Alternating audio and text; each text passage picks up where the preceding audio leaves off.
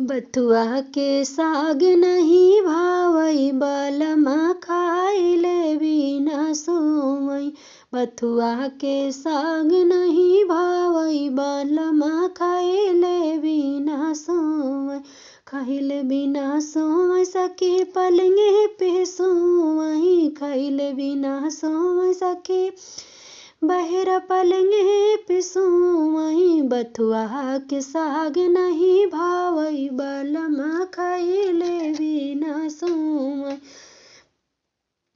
डाल के मसाला आलू गोभी बनाए। गोभी बनाए सखी गोभी बनाए।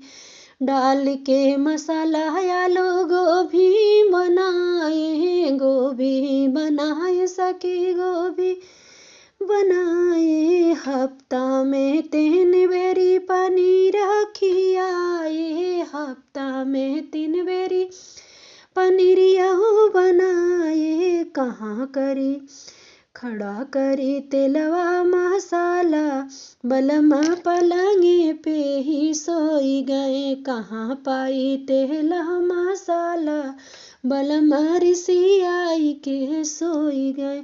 बथुआ के साग नहीं भावई बलमा रिसियाई के सोई गए। तेलवा मसाला से मन उबियाइल। मन उबियाइल सखी मन उबियाइल। तेलवा मसाला से मन उबियाइल। आई आलू या बैगन से जी खिसियाइल।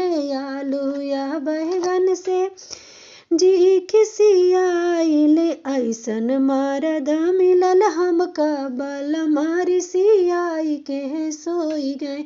ऐसन मरद मिला हमका बलमा रिसियाई के सोई गए। बथुआ के साग नहीं भावई बलमा खिसियाई के सोई गए। बथुआ के साग नहीं भावई बलमा रिसियाई के सोई गए।